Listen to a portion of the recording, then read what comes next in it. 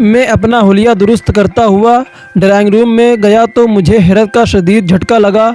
Drawing room में कोई और नहीं बल्कि वही नागिन बैठी हुई थी। उसे देखते ही मैं बेसाख्ता चिल्ला उठा, तुम यहाँ कैसे? मैंने हैरत से चिल्लाते हुए देखा तो वो मुस्कुरा दी और वो नागिन कहने लगी, तुम मेरे बगैर बताए भाग आए थे तो तुम्हें क्या लगता है मैं तुम्हारा पीछा छोड़ दूंगी? हरगिज़ नहीं, हरगिज़ नहीं, मैं तुम्हारा पीछा बिल्कुल नहीं छोड़ दूंगी, तुम्हारे साथ साथ रहूंगी। वो मुस्कुराते हुए कह रही थी, जबकि उस वक्त वो मुझे बहुत बुरी लग रही थी।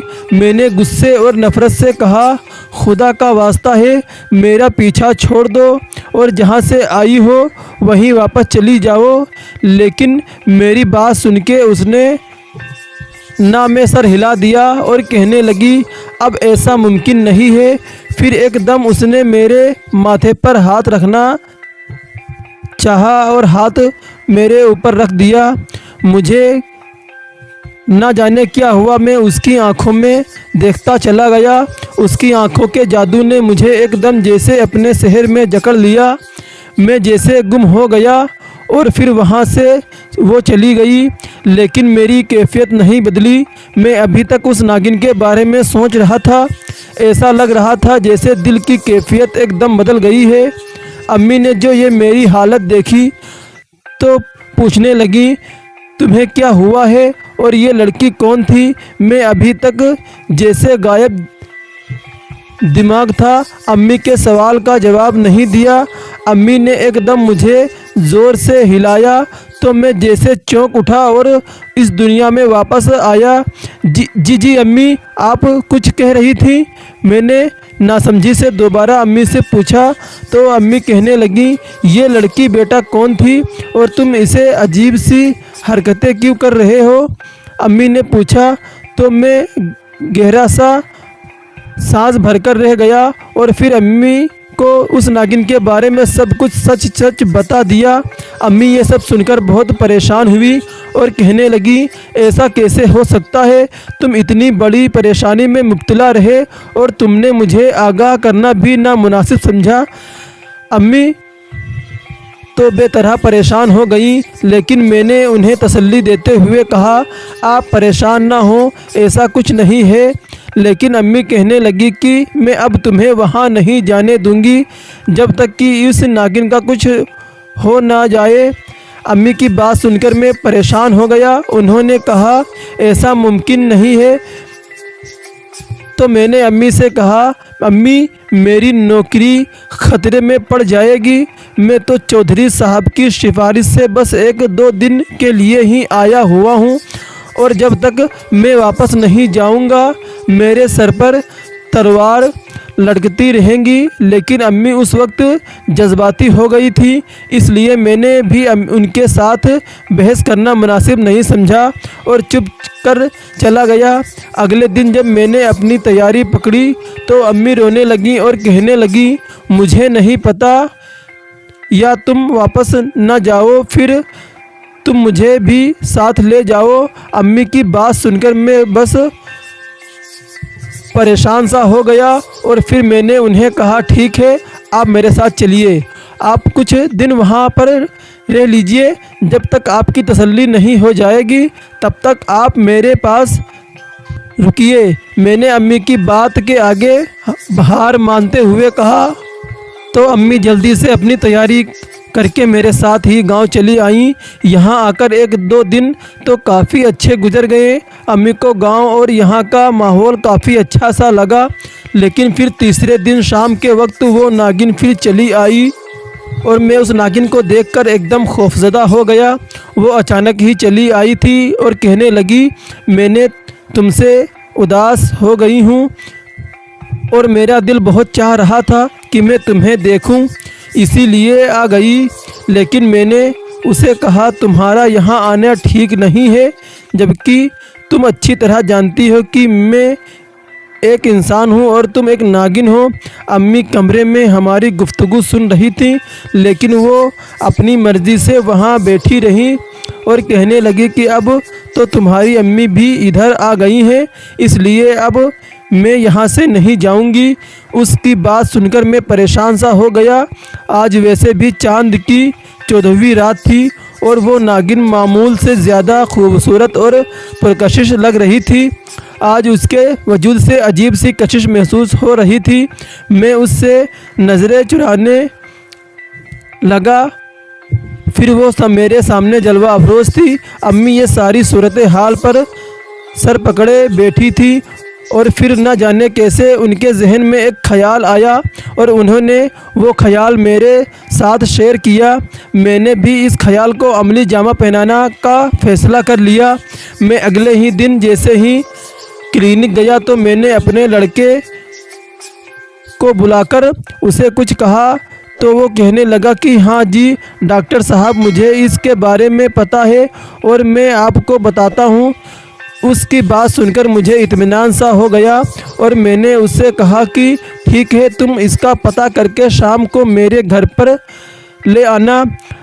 मैं अब काफ़ी हद तक मुतमईन हो गया था और मुझे उसकी बात तसल्ली हो गई थी कि अब मेरा काम हो जाएगा। और वो फिर जैसे ही मैं क्लिनिक से फारिग हुआ, शाम को घर गया तो थोड़ी देर बाद ही क्लिनिक का लड़का भी आ गया और कहने लगा, डॉक्टर साहब आपका काम हो गया है। वो बंदा बाहरी ही है। मेरे चेहरे पर इत्मीनान सा हो गया और मैंने उससे कहा कि ठीक है, इसे बोलो कि अपना काम शुरू करे। अब उसके बाद उस सपेरे ने अपनी बीन बजानी शुरू की। वो जैसे जैसे बीन बजा रहा था वैसे ही एकदम कमरे से वो नागिन बाहर निकल आई और बहुत घबराई हुई लग रही थी और ऐसा लग रहा था वो पसीने से भरी हुई है। उस नागिन के चेहरे पर हवाइयाँ उड़ी हुई थी और वो बहुत खौफजदा नज़र आ रही थी। बाहर सपेरा बीन बजा रहा था और वो नागिन घबरा कर कभी अपने सर पर हाथ रखकर और कभी अपने जिस्म पर। उस वक्त उसकी हालत एक ऐसे नशई की तरह थी जिसका नशा टूट रहा हो और बहुत ज़्यादा वक्त हो गया वो और अपने नशे के लिए कुछ मांग रहा हो। वो नागिन उसी तरह घबराई सी एकदम हल्का लहराने लगी और फिर वो एकदम नागिन का रूप लेकर नागिन बन गई। नागिन के रूप में आ गई। वो लहरा कर नाचने लगी और बाहर दरवाजे की तरफ बढ़ने लगी। जैसे जैसे वो दरवाजे की तरफ बढ़ रही थी वैसे वैसे उसके नाच में इजाफा हो रहा था और फिर एकदम वो दरवाजे के नीचे से बाहर निकल गई। सपेरे की बीन की आवाज़ भी आ रही थी। मैं भी बाहर निकल कर देखने लगा। उस सपेरे ने उस नागिन को मदहोश करके अपनी पिटारी में डाला और लेकर चलता बना।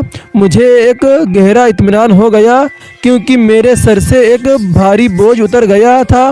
वो सपेरा वो नागिन के लेकर चला गया और अब मेरा घर उस नागिन से पाक हो गया था। मैं बड़ा मुतमईन सा हुआ। अम्मी के पास अंदर आया और उन्हें सारी कार्रवाई के बारे में बताया। अम्मी बहुत खुश हुई। ये सारा आइडिया अम्मी का ही था। उनके दिमाग में ही ये बात आई थी कि अगर हम किसी सपेरे के मदद लें तो शायद हमारी मदद हो जाएगी और हमें इस नागिन से छुटकारा मिल जाएगा। और अम्मी का आइडिया मेरे भी दिल को लगा और यूँ मैंने उस आइडिया पर अमल करने की सोची। उस लड़के की मदद से मैंने उस सपेरे को बुलवाया और फिर उस सपेरे ने वो नागिन मेरे घर से निकालकर अपनी पिटारी में डाल दी। और अब आज इतने दिनों के बाद मैं बहुत इत्मीनान सा था। अम्मी भी बहुत खुश थी और अब अम्मी मेरे पीछे पड़ चुकी थी कि तुम शादी के लिए हाँ कर दो बेटा, तुम शादी के लिए हाँ कर दो ताकि मैं तुम्हारी शादी कर दूं और सुकून से अपना घर आबाद करो। शादी के ख्याल से ही मुझे एकदम सलमा की याद आ गई और मैंने अम्मी से सलमा के बारे में सब कुछ बता दिया। अम्मी को सलमा को देखने का इश्तिहाक हुआ और अम्मी कहने लगी, मुझे कल ही उससे मिलवाओ बेटा।